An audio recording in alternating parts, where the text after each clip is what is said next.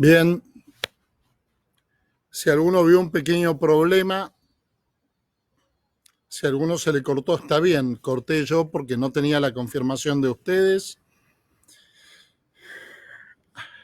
Son las limitaciones de las de estas redes. Hay un delay, hay un atraso entre que yo digo la palabra y le llega a ustedes de casi un minuto. Y por eso estuve esperando un ratito, unos 4 minutos, y como no aparecía nadie, decidí cortar y volver a transmitir. Por favor, les pido que me hagan llegar por el mismo chat de Facebook si es que ustedes están recibiendo la señal.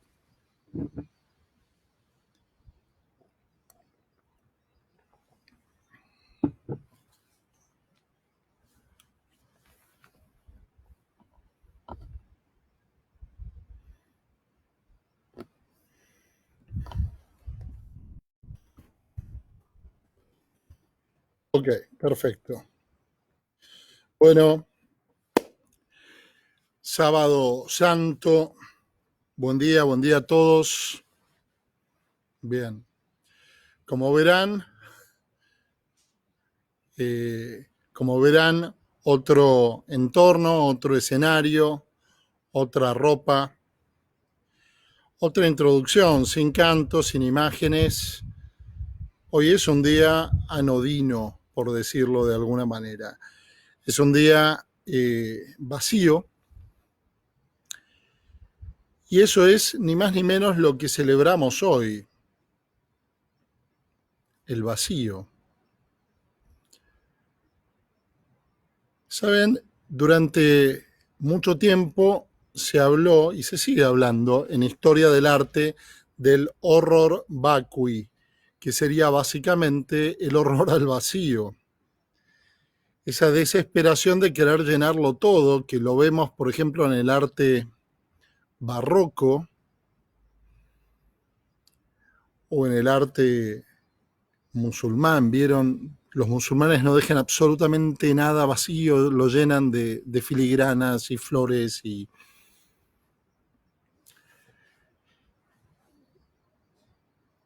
no es algo que simplemente tenga que ver con historia del arte, sino con nuestra propia vida. No seremos pintores del 1700, 1800 en Francia.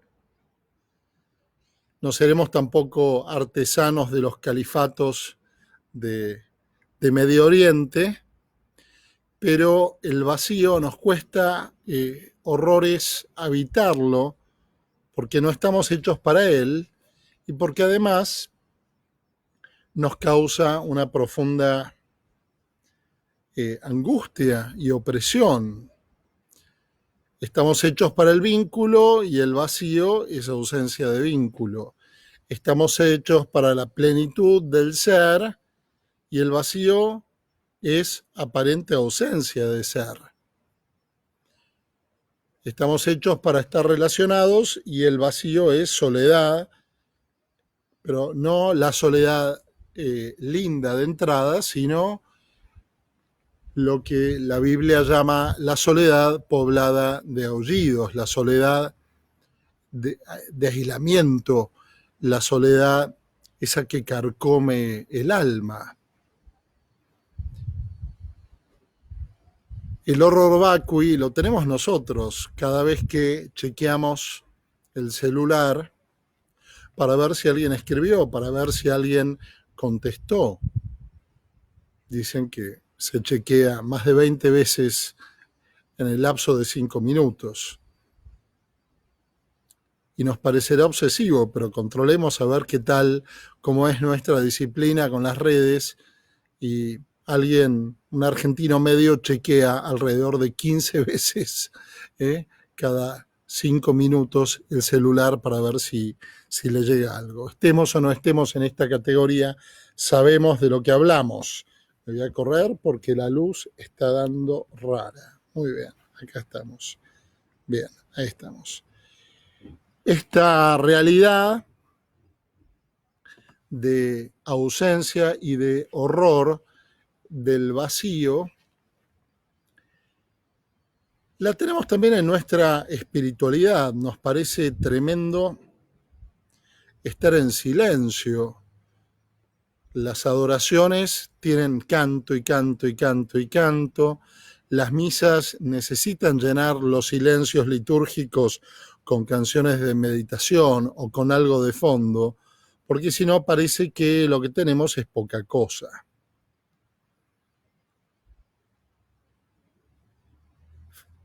Tenemos una desesperación por llenar el vacío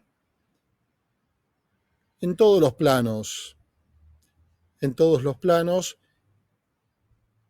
y el afectivo y el personal y el existencial es quizás el más importante de ellos. Por eso, el Viernes Santo celebramos nuestras muertes, nuestras crisis, eh, nuestros duelos principales, y el Sábado Santo es justo que celebremos también nuestros vacíos y nuestras nadas. Y alguien se preguntará una vez más cómo es posible celebrar un vacío. El vacío es la nada misma. ¿Cómo celebrar la nada? ¿Cómo celebrar la ausencia? ¿Cómo celebrar lo que desespera? Y una vez más tenemos que decir, no nos referimos a festejar la nada ni la muerte, al estilo de los mexicanos que celebran el Día de los Muertos, así con Catrina y las calaveras y los bailes y las comparsas. No. Muy interesante como fenómeno cultural, pero al menos en estas latitudes no es lo nuestro. Y si así fuéramos mexicanos, tampoco estaríamos celebrando lo que queremos transmitir hoy. Ese vacío o esa ausencia como la nada esculpida en nuestro ser, ¿no? Esa sensación que sobreviene al entierro de alguien querido o, a la, o al haber atravesado una crisis o un periodo de la vida muy, muy, muy, muy, muy denso, y uno sabe que está saliendo, pero no sabe a qué viene. Quizás también la sensación que sobreviene al haber cumplido todas las propias metas, ese famoso ¿y ahora qué? Pero también hablaría yo de el vacío y la nada que tenemos en nuestro interior y que habitualmente no visitamos porque nos ahuyenta, nos espanta, porque no estamos preparados para habitarlo, porque no sabemos qué hacer y porque evidentemente resulta un menoscabo en nuestra capacidad de existir. Habitar el vacío es cosa de gente preparada y de gente corajuda. No cualquiera puede habitar su propio vacío, su propia nada, su propia ausencia, su propio límite. Recorrer el propio límite, abrazarlo,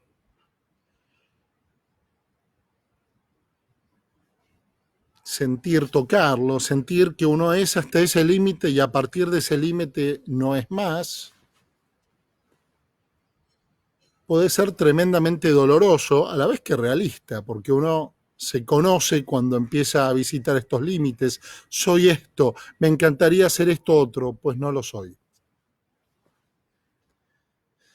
Sin fulano, sin mengano, siento que parte de mi vida se extirpó. Si él no está, siento que yo soy menos. Con su muerte o con su partida o con esta ruptura que tuvimos en el vínculo, soy ciertamente menos.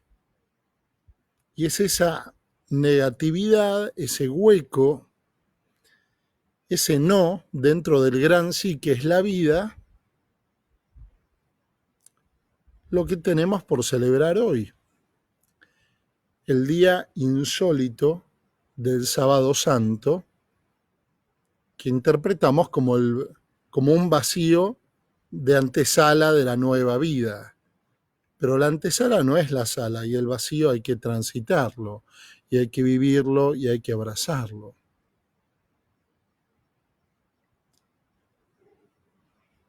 El desasosiego de no tener el marco de referencia habitual. Piensen, por ejemplo, el grito de Munch. ¿Vieron el cuadro este que sale Fortunas? Una cara desencajada, que es el grito epocal del posmodernismo, del no saber para dónde disparar, del no tener ya un Dios, del no tener valores, del no tener instituciones, del que todo se escape de la mano, como si fuera agua, como si fuera arena. Esa sensación epocal, esa orfandad epocal, puede ser muy interesante o puede ser la antesala del infierno.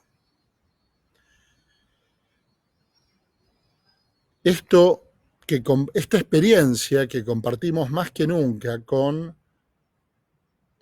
todos, con la humanidad entera, en clave cristiana, tiene una lectura muy interesante. El Sábado Santo es el día en que Dios acepta que el vacío viva dentro de sí. Dios se sumerge en el vacío para poder resignificarlo. Pero no se percibe porque es vacío. No se entiende del todo porque es vacío.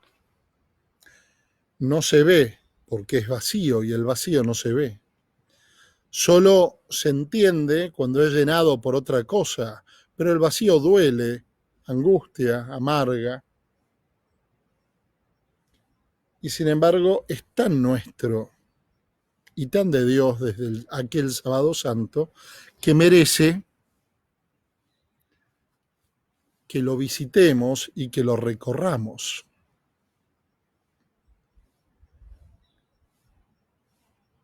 Uno puede transitar los vacíos de cara a aquello que lo provocó, como los discípulos de Jesús, como José de Arimatea, como María Magdalena también, y como todos aquellos que fueron a sepultarlo a Jesús y quedaron con la sensación de él: ¿y ahora qué, Dios mío, cómo seguimos? Tanta gente sintió y sigue sintiendo esto. Los que se separan, los que pierden un ser querido, los que fracasan, los que tienen que mudarse, los que están lejos, los que tienen que enterrar no un ser querido, pero sí un proyecto de vida, un sueño, una ilusión. No sé si hay una experiencia universal más patente y más compartida por todos que la del vacío, más allá de la del amor, ¿no? Por eso el jueves Santo dio una clave, el Viernes Santo dio otra clave muy interesante, el Sábado Santo es el día inconcluso, es la nota del piano con una sordina. Una de mis hermanas tocaba el piano y la tecla, el pedal del medio, es el llamado sordina, que pone un paño entre el martillito y la tecla, el martillito que se activa con la tecla, y la cuerda que suena. Y las notas con sordina son un sonido hueco, ¡bup!, que no llega a su cometido, que no suena como tiene que sonar. Es un sonido trunco. Hoy es un día donde celebramos todas nuestras sordinas. Y vuelvo al sentido que introduje hace 2 días. Celebrar en cristiano, en clave de espiritualidad cristiana, no es tanto ir de parranda o festejar, sino poner lo que nos toca en el misterio del Dios que nos promete la vida nueva. Ponerlo en contexto, ponerlo entre Dios y nosotros, eso es celebrar.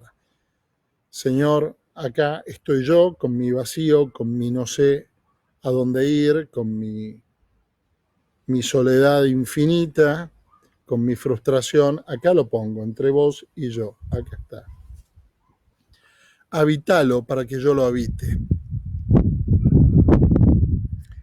Celebrar en este caso significa volverlo oración, orientarlo. El vacío habitualmente provoca repliegue, porque nos toca vivirlo solo de cara a nuestra propia vida, como el dolor provoca repliegue, como la angustia provoca que nos ensimismemos. Celebrar implica el movimiento inverso. Mi vacío que me carcome se abre hacia vos, Señor, a ver qué podés hacer.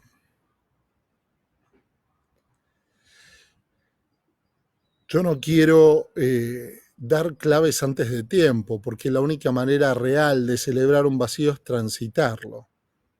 Por eso, esta charla va a quedar con gusto a poco. Va a quedar en algún sentido irresuelta, porque la respuesta no viene hoy, viene mañana. Y estamos tan cargados y tan dominados por el sentimiento de la urgencia que es posible que no nos demos la oportunidad de transitar nuestros propios vacíos ni de celebrarlos para después resignificar la llegada de aquel que viene a llenar ese vacío. Por eso lo que quiero hoy es compartirles algunas claves que nos pueden ayudar a celebrar estos vacíos, no a llenarlos, a celebrarlos, que es distinto. Y aquí tengo 3 citas de un místico contemporáneo con el que me familiaricé un poco hace unos años y que me cautivó y sigue cautivando tanto a mí como a otros, porque tiene una experiencia tremendamente humana. Este místico es Christophe Le Breton, es uno de los 7 mártires de Argelia, es un monje trapense que muere a los 46 años, pero que tiene esta experiencia hondísima de Dios en su propia humanidad y que además tiene la virtud de ser poeta y de escribir como una daga que va directo al corazón. Deja algunos poemas, pero yo le voy a leer 3 párrafos de su diario espiritual. Y de estos 3 párrafos quiero sacar algunas claves para que nos ayuden a celebrar nuestros vacíos y después les voy a sugerir algunos salmos para que puedan rezar sus propios vacíos. El primer párrafo de Christophe dice así: son entradas de su diario personal de oración.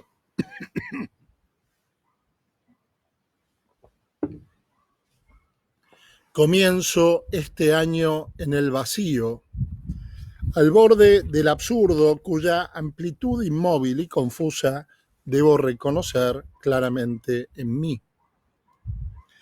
Necesito salir del abismo a donde tú mismo descendiste. Descendió a los infiernos y resucitó al tercer día. Mi vacío, es concavidad expectante. Son 3 líneas llenas de sentido. Comienzo este vacío al borde del absurdo cuya amplitud inmóvil y confusa debo reconocer claramente en mí. Lo que se percibe afuera, él se lo apropia. Esto que yo siento, esta amargura, este desasosiego, esta sensación desabrida que me habita, a ver, que yo pruebo como primera sensación, en realidad la tengo dentro.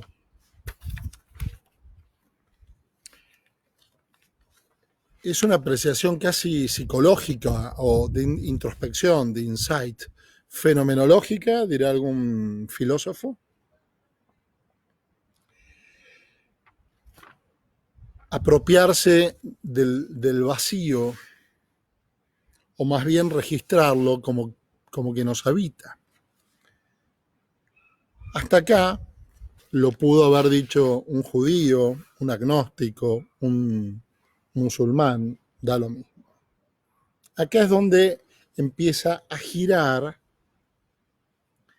su experiencia. Dice, necesito salir del abismo a donde tú mismo descendiste, descendió a los infiernos y resucitó al tercer día.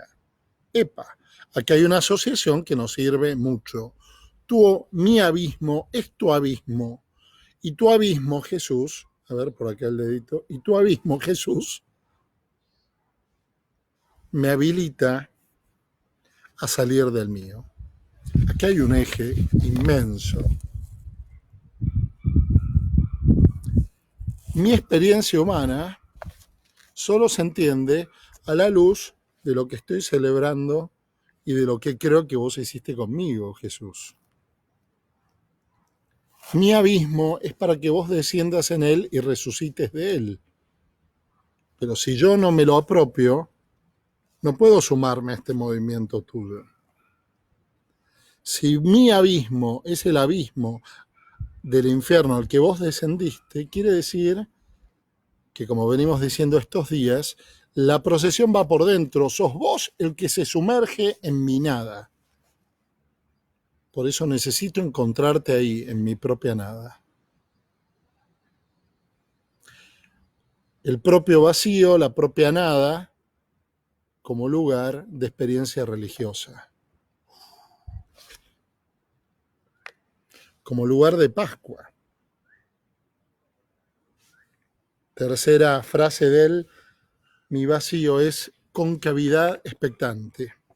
Acá juega su habilidad de poeta.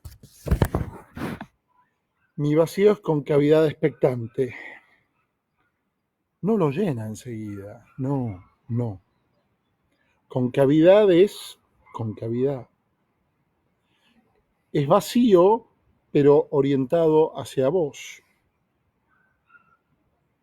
Soy vasija para que vos la llenes.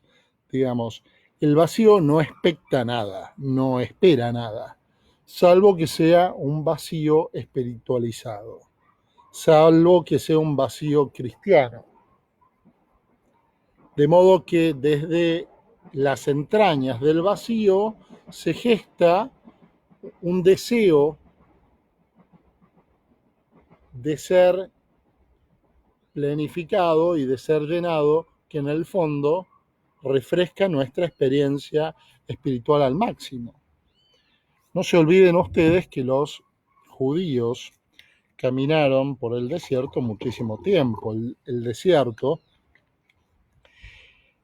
es emblemático para experimentar el vacío, porque básicamente no hay nada, arena y nada más que arena, y alguna serpiente y algún bicho, pero no hay nada. De modo que visitar y recorrer la propia nada sirve para volver a desear que sea llenada, que sea habitada, y para empezar a esperar que sea habitada. Ahora bien, ojo al piojo, porque nadie puede esperar algo que no se le promete. Por eso el vacío, como simple experiencia de deseo de ser habitado, no es necesariamente cristiano. Para que sea cristiano, se voló la hoja. Para que sea cristiano necesita transformarse en silencio donde reverbera una palabra de promesa. El vacío propio como el lugar donde volvemos a escuchar las promesas que nos hicieron para volver a esperar. Opa. Segundo párrafo que elijo para darles esta manito de celebrar el propio vacío. Dice él en su entrada, ¿no? Otra entrada de otro día. Leo, es Christopher que habla. Atravieso la muerte. ¿Cuándo, pues, viviré la fraternidad, la vida fraterna de este lado, ya que deseas vernos llegar junto a la vida? Y vida escribe con mayúsculas. Hoy me dices, levántate, ve hacia ti mismo, hacia tu yo pascual. Vuelvo. Ahí pasa el tren, fíjense. Hoy me dices, levántate, ve hacia ti mismo, hacia tu yo pascual. Y empieza la frase diciendo, atravieso la muerte. Bueno, la muerte y el vacío se pueden atravesar si es que del otro lado hay alguien que nos está llamando.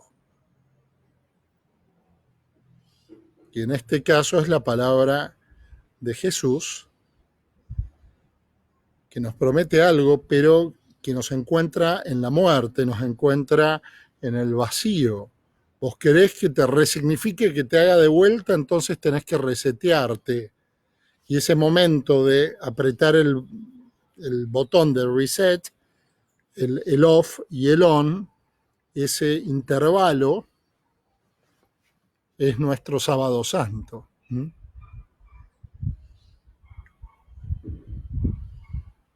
Atravesar el vacío significará resetearse respondiendo a una voz que nos llama del otro lado. En el caso de Christoph, y me animo a decir también en nuestro caso, la voz nos dice, levántate, ve hacia ti mismo, hacia tu yo pascual. Fíjense que no es de ninguna manera el llamado de Jesús a Lázaro. Lázaro, ven afuera. No, al contrario, nos dice Alejandro, Silvana, Delfina, María, Mili, Astrid, anda adentro, quédate en casa. Pero no, anda adentro en el sentido de no te vayas, no te escapes del vacío, quédate adentro en el vacío, porque ahí es que te vas a encontrar con tu yo pascual. El yo pascual es el yo transformado, el yo que hace proceso de muerte y resurrección, el yo que se orienta desde su impotencia hacia la vida que se le promete y que está por llegar, pero no todavía. El yo pascual es muy luminoso, es una expresión de él. Casi nadie habla del yo pascual y sin embargo se entiende tanto. Es el yo resucitado, o mejor dicho, es la versión de nosotros mismos que acepta sumergirse una y otra vez en el proceso existencial y espiritual de la Pascua.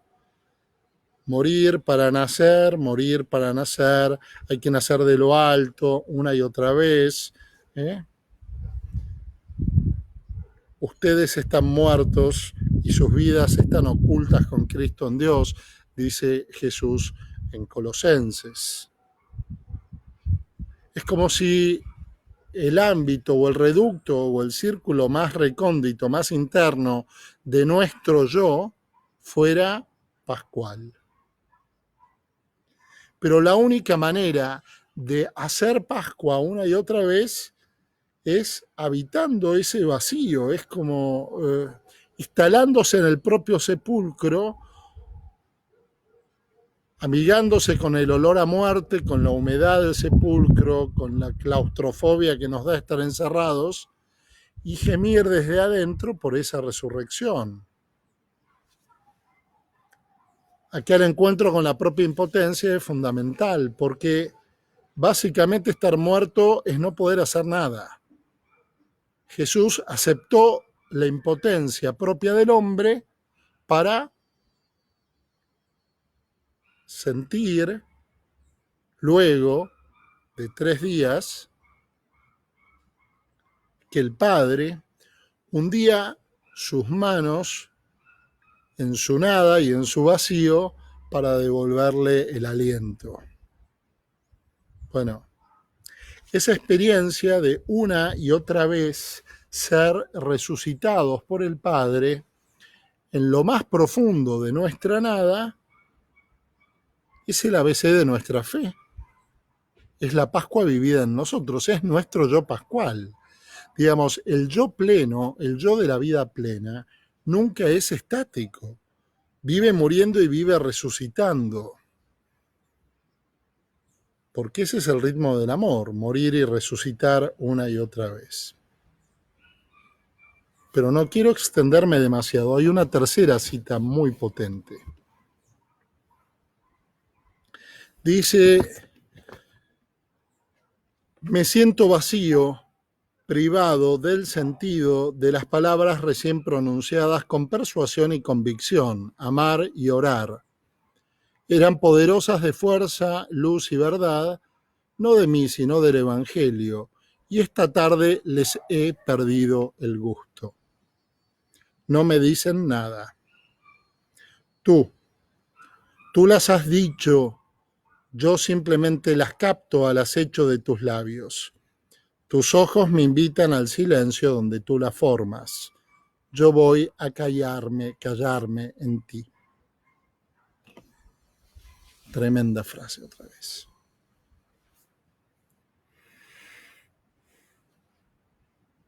Primero, qué consuelo es escuchar que un hombre que es santo, ya es santo, beato, perdón, le pierde el gusto a las palabras religiosas. Es monje, vive para esto, trabaja de religioso, trabaja de monje, trabaja de creer, y le perdió el gusto. No me dicen nada. Fíjense esto cuánto nos reconcilia con la vida ordinaria de la fe.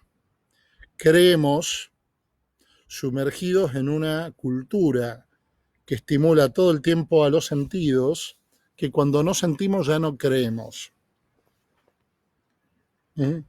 Que cuando algo nos resulta insulso, pierde su capacidad de transformación. ¿Creemos eso o no creemos?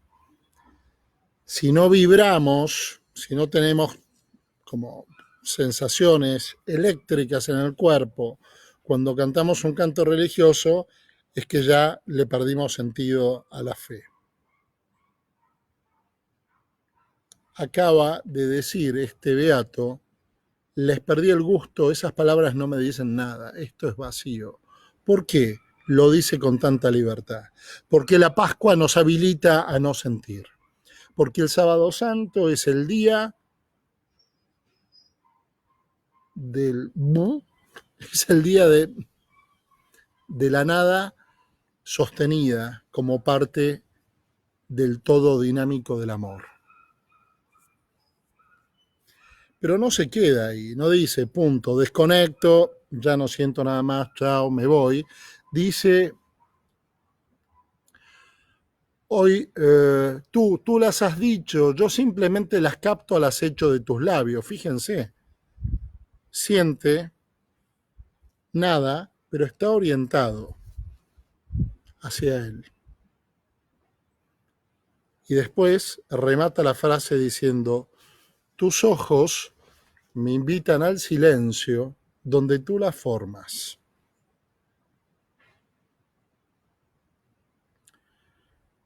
Donde no hay palabras, sí hay diálogo de miradas.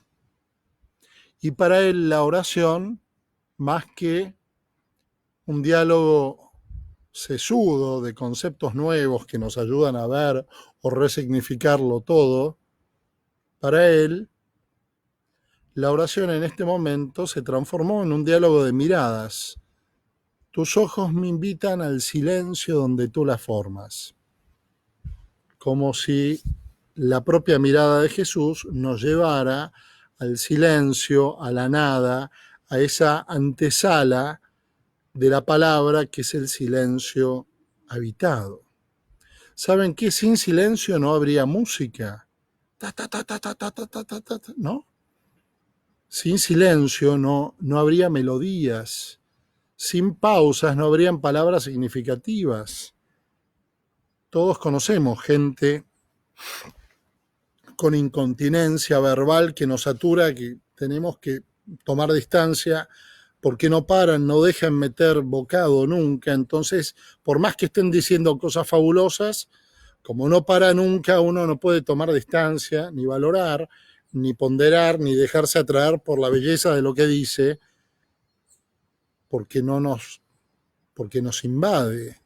Es como admirar los nenúfares de Monet, pero con el cuadro acá. Así, ¿quién puede ver? Ves verde y azul y punto, y ya basta, por Dios, sáqueme el cuadro de la nariz.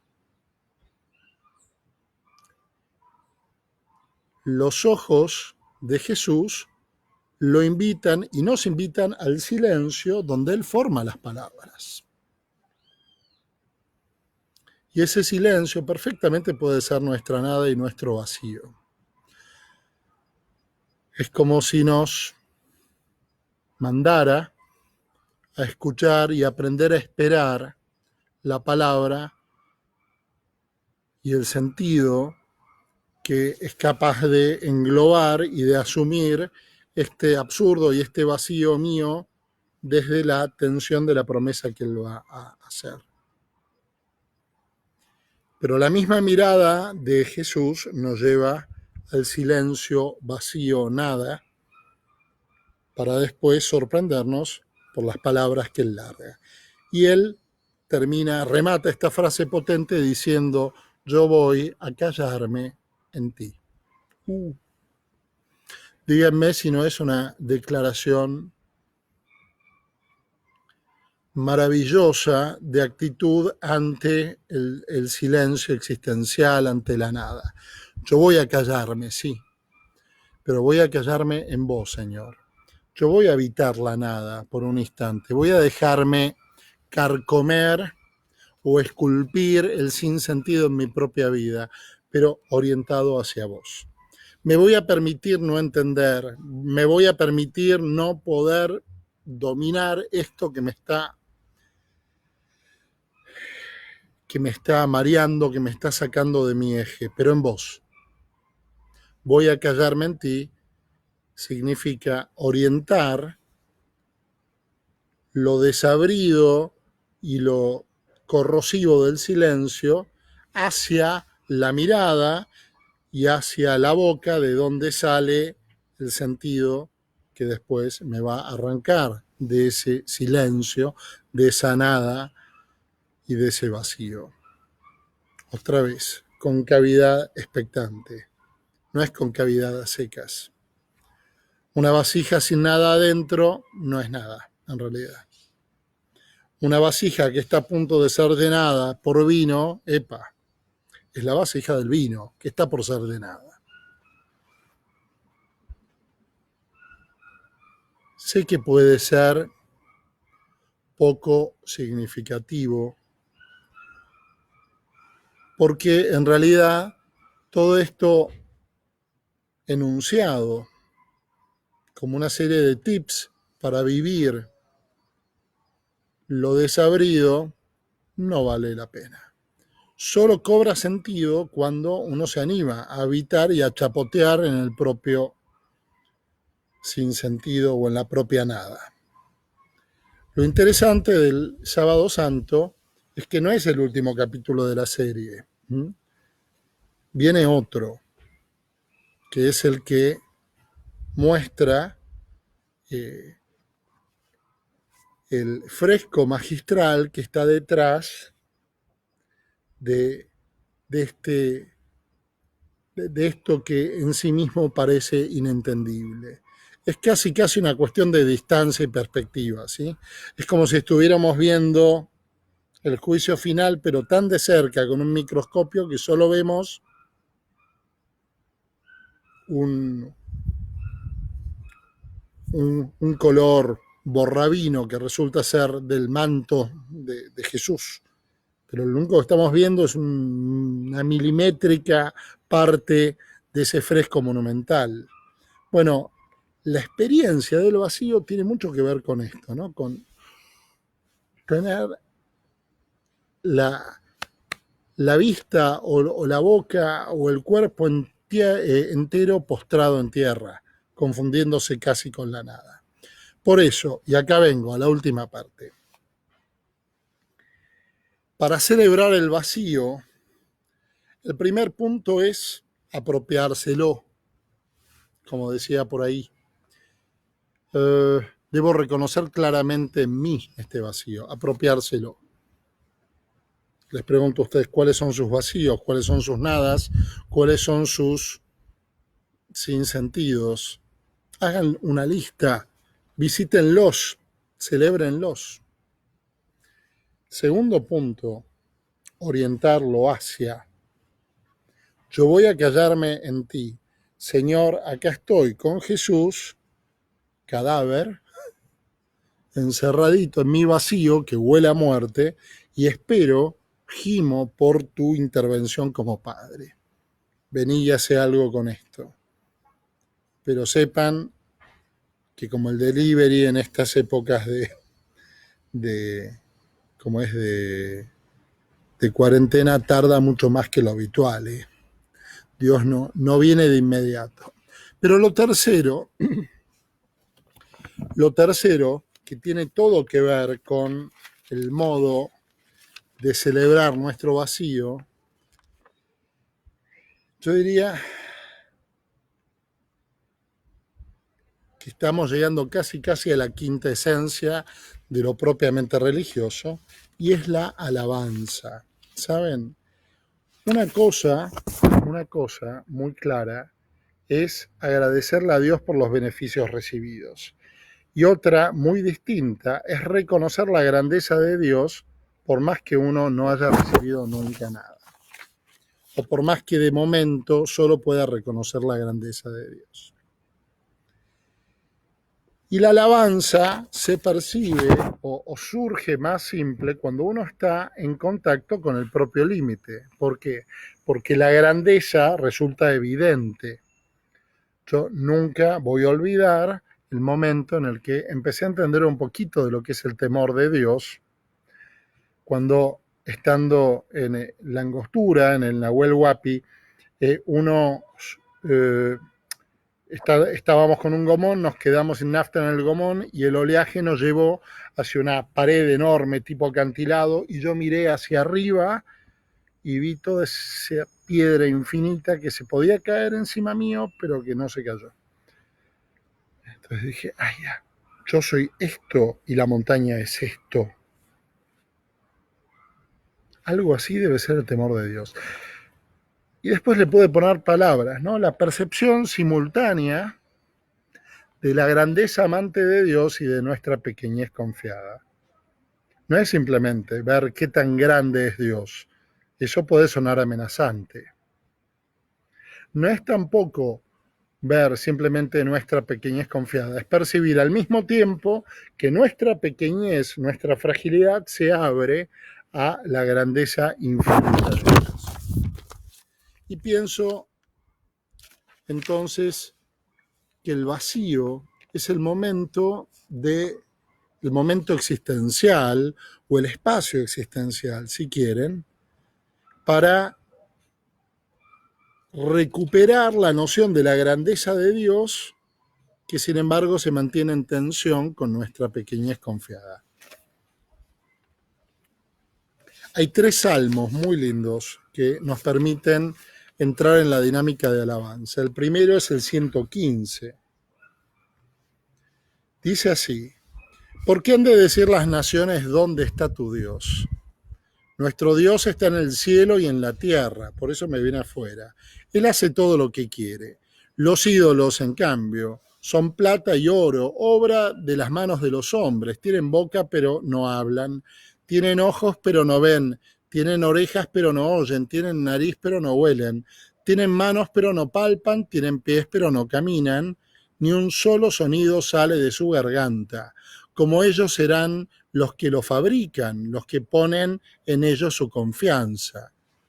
Se hace una descripción de todo lo que uno se pone como Dios cuando en realidad no es Dios. Y sigue. Pueblo de Israel, confía en el Señor, Él es tu ayuda y tu escudo. Y después sigue. Y al final dice esto: los muertos ya no alaban al Señor, ni tampoco los que bajaron al sepulcro. Nosotros los vivientes bendecimos al Señor desde ahora y para siempre. Como diciendo, Señor, si yo te alabo, aunque no sienta nada, quiere decir que estoy vivo. Quiere decir que me estás dilatando la intuición de lo que podés hacer en mi vida.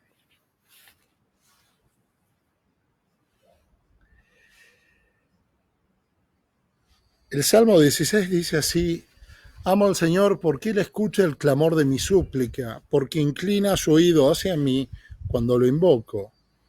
Los lazos de la muerte me envolvieron, me alcanzaron las redes del abismo, caí en tristeza y angustia. Entonces invoqué al Señor: Señor, salva mi vida, por favor. Alma mía, recobra tu calma, porque el Señor ha sido bueno contigo. Él libró mi vida de la muerte, mis ojos de las lágrimas y mis pies de la caída. Bueno, y sigue. Fíjense la experiencia de estar rodeado. Los lazos de la muerte me envolvieron, caí en tristeza y angustia. Entonces invoqué al Señor: Señor, salva mi vida. Es magnífico poder reorientar, optimizar o, si quieren, capitalizar la experiencia de vacío como materia prima de la experiencia religiosa. Y después sigue, ¿no? Te ofreceré un sacrificio de alabanza e invocaré el nombre del Señor. Cumpliré mis votos al Señor en presencia de todo el pueblo, en los atrios de la casa del Señor, en medio de ti, Jerusalén. Aleluya. Fíjense cómo junta en el mismo salmo el toqué fondo, pero ahora quiero alabarte. Es como si por la alabanza el corazón comenzara a salir de sí mismo, yendo hacia esa trascendencia de la grandeza de Dios que le espera en la resurrección. Es más, si los muertos no alaban, pero nosotros te estamos alabando, la alabanza es el último bastión de la vida de los que resisten ante el embate de la muerte. Qué interesante. La alabanza como un piropo a la grandeza de Dios, a la belleza de Dios, a la bondad de Dios, aunque yo no sienta nada. Es casi como una manera de autoconvencerse de que Dios está y que Dios es más que lo que me toca vivir. Y lo último, el Salmo 139. Señor, tú me sondeas y me conoces, tú sabes si me siento o me levanto. De lejos percibes lo que siento, te das cuenta si camino o si descanso, y todos mis pasos te son familiares. Antes que la palabra esté en mi lengua, tú, Señor, la conoces plenamente. Y acá, miren qué interesante. Me rodeas por detrás y por delante y tienes puesta tu mano sobre mí. Una ciencia tan admirable me sobrepasa, es tan alta que no puedo alcanzarla. ¿A dónde iré para estar lejos de tu espíritu? ¿A dónde huiré de tu presencia? Si subo al cielo, allí estás tú. Si me tiendo en el abismo, estás presente. Y después sigue, ¿no? Si tomara las alas de la aurora y fuera a habitar en los confines del mar, también allí me llevaría tu mano y me sostendría a tu derecha.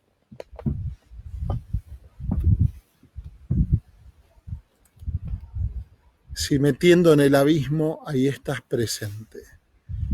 Yo creo que ese es el ejercicio de hoy.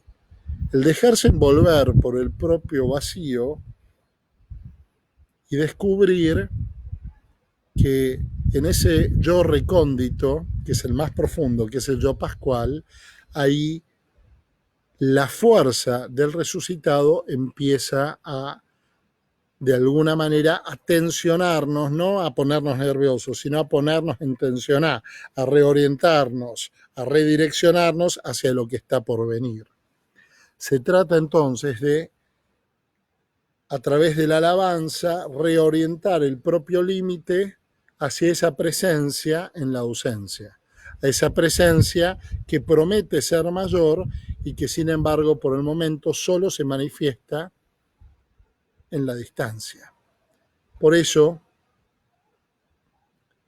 los invito a esto hoy, a un camino muy poco habitual. No nos enseñan a rezar nuestros vacíos, a celebrarlos. De cara al sepulcro y de cara al mundo con el Dios muerto, en el que Dios murió y en el, delante de la tierra que tragó al sol de alguna manera, o ante la experiencia sensible de un Dios que dice que está pero que no está, ante el absurdo de lo que hoy significa para el sentido común, bueno, visitar nuestras propias ausencias, nuestras propias nadas, nuestros propios vacíos, apropiárnoslos, reorientarlos y desde allí alabar. Y desde allí tomar estos salmos u otros para esperar en vela, para esperar con paciencia que el Señor irrumpa con su poder de hacer nuevas todas las cosas. Gracias por la paciencia, gracias por la escucha. No, no quiero poner un canto ni tampoco una imagen, porque la charla de hoy es así, a pelo, porque el día es así, es un día a pelo, es un día tal como es, un día que no se basta a sí mismo. Bueno, vayamos hacia dentro nuestro, hacia nuestro yo pascual, a sumergirnos en este abismo para que el Señor venga a resucitar en nosotros y nos impulse con Él. Gracias por seguirnos. Les recuerdo que esta noche no celebraremos la vigilia pascual desde Santa María de la Lucila porque es una misa muy compleja. En el flyer, igual lo voy a volver a poner, en el flyer de hoy tienen el link para poder visitar la misa del obispado de los 3 obispos en la Catedral de San Isidro. Buena oración desde sus propios vacíos.